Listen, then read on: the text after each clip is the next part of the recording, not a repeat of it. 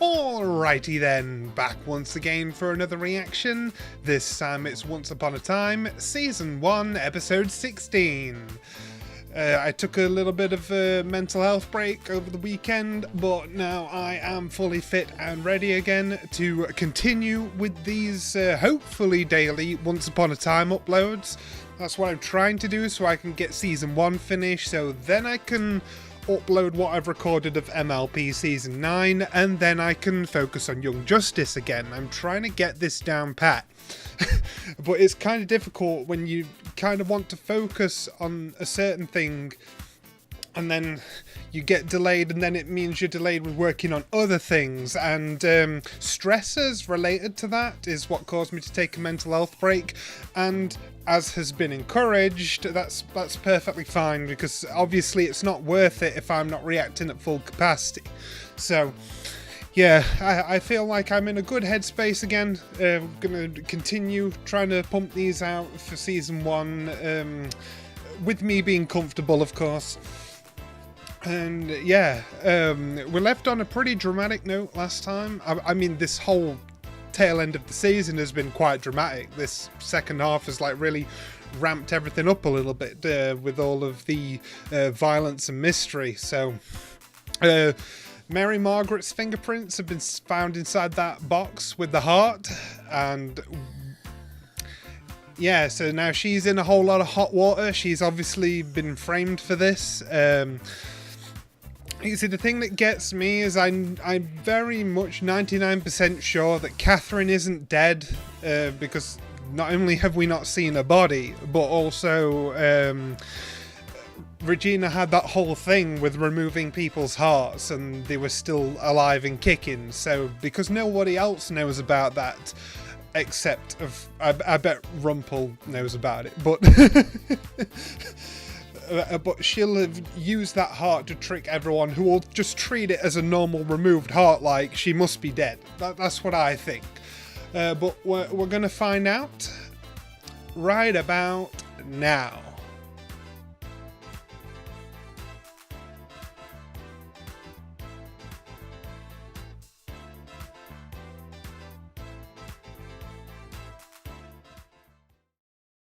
I see. Now the whole reason he wanted the cloak makes sense, because now he has a hair from both of them, and putting them together equals love. I see how they're doing the logic there. That's okay. That's fine by me. He's finally got bottled love, whatever he's gonna do with that. Oh, wow. But what a wonderful, wonderful episode. And I'm not just saying that because we got some heavy Rumpelstiltskin input. I really enjoy how this whole mystery surrounding Catherine's disappearance / apparent death, I love how this keeps chugging along at a great pace while still throwing twists and turns in every single episode. And it doesn't feel dragged out in any way, yet we still aren't any closer to solving this. I mean, I always suspected that this was Regina's doing, because of course it is. But seeing all the evidence stacking up against Mary, and then even David starting to doubt her, that was tough. That was really tough to see the emotional burden it was having upon Mary. Like, that scene, oh, like I said, I don't have anything to add to that. That was such an emotional punch. I just had to, like, just sit and witness it. And I didn't feel right making any comments on it. Yeah, she you can really sympathize with her, because as she said, she tried to support him no matter what, and now he comes in saying, hey, did you kill her? Like, that's gotta suck, even though the circumstances are entirely different, because she now has a mountain of evidence against her, and he honestly got his memory wires crossed by remembering telling her to not kill someone. We know it was the Queen, but he doesn't know that right now. So yeah, that was actually a perfect excuse to drive this in the direction that it went. It was super cool to see Prince Charming get some more screen time, because he's a lot more like take charge, point my sword at people's throats kind of guy. Like, that's not Snow, that's not how she behaves. Like, I'm here for the cure for her. Like he's just going around taking charge of every situation, jumping in front of arrows. Like, I'm taking action. Like, he's just all go-getter all the time, and I love it. Seeing callous, bitter Snow White was interesting, and as I said, I found her kind of badass and cool. Like, obviously I knew it was going to be temporary, so that allowed me to appreciate her being that way for a little bit, because it's such a far cry from how we usually see her, especially compared to her more like friendly persona as Mary Margaret of all things. Like, can you imagine her being like that? But that made it all the sweeter with the way she apologized to the dwarfs when she was back to normal. I thought that was so incredibly sweet. Like, it's so well thought out as well. Even they didn't see it coming. They're like, a mug, that's it. That's your apology gift. They're like, well, it's the one thing I broke that can be replaced. And I'm like, you clever girl. That is pretty brilliant. I have to admit, like, like, it took them a minute to process it as well. Like, well, shit. Like, welcome back. It's you. Yeah, despite some of the heartbreak in this episode, I felt like my spirit was kept quite lifted through, well, you know, all of the reasons to feel good. I know there's this whole thing with Mary being in a whole lot of trouble, especially now she's wandered out of her cell. But I don't know, all the shenanigans with Rumpel and Snow turning back to normal and the dwarves showing a sense of family and stuff, overall this episode left me feeling happy. Although I'm still excited for the developments of the whole murder plot thing going forward, I'm just looking forward to when this somehow all tumbles down and the truth is revealed, which I'm assuming this is what this whole thing's building up to, like the season 1 finale. I think that's what's happening. Like, this has become like a long ongoing thing now, with a bunch of characters getting upset and Rumpel's making a deal with Emma to get on defending Mary with his influence and stuff.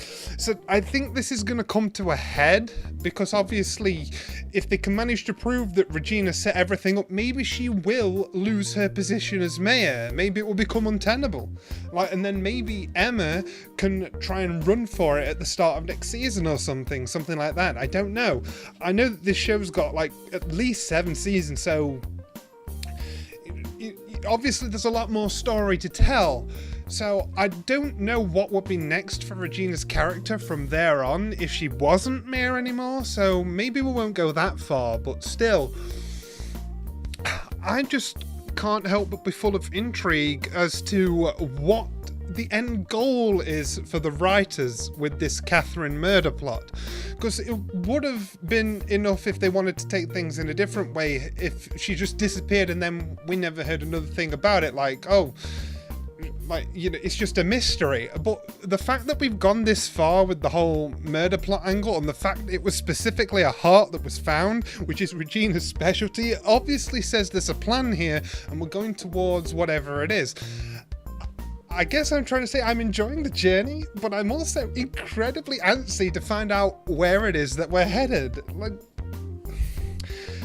yeah, very, very satisfied with what's happening, and I just know I'm going to be wishing for more by the time I'm done with the season, but at that point I really will need to focus on MLP. I have neglected that for so long, despite it being the main focus of my channel, but oh well. I'm just a slave to all the great characters in this show, and the directing, you know, with all the transitions, the camera work, the shots, the lighting, the musical cues. Everything in this show is perfection. Like, there may be some episodes you like dislike or like more than others, like, you know, comparatively on a scale. There'll always be episodes you place near the bottom, but as individual pieces of media, like put up for evaluation in front of like some kind of class or something, you'd be hard pressed to find many flaws on a basic filmmaking level. I think this show is a textbook example of how to make films in the sense of, you know, what it does compared to what it wants to do. I think everything that it tries to do, it does really well, and that really explains why it got so many seasons. If the quality is this consistent throughout, it's no surprise at all that so many people flipped their shit when I first posted my reaction to episode 1. Like, oh my god, it's Once Upon a Time! Oh my god, you're watching this? No way! I never thought I'd see the day someone else would react to Once Upon a Time. Oh, you're watching Once Upon a Time? This is the best day ever! And on and on and on and on and on and on and on.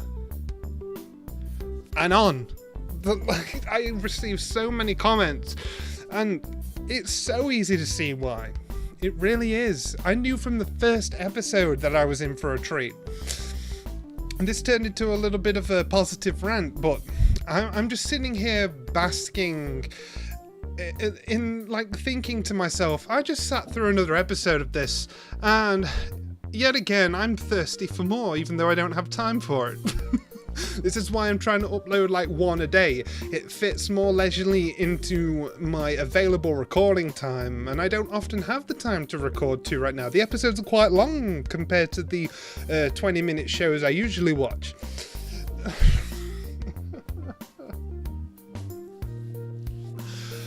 Yeah, a lot of fun, So happy to get more Rumpelstiltskin involvement. As you said, I got so giddy at the prospect of him facing off against Regina again, even if it's only in a legal setting. As Emma said, the last time she actually incorporated his help, she got the result she wanted, even though he was still a little underhanded with knowing that she'd own up and then get the honesty vote.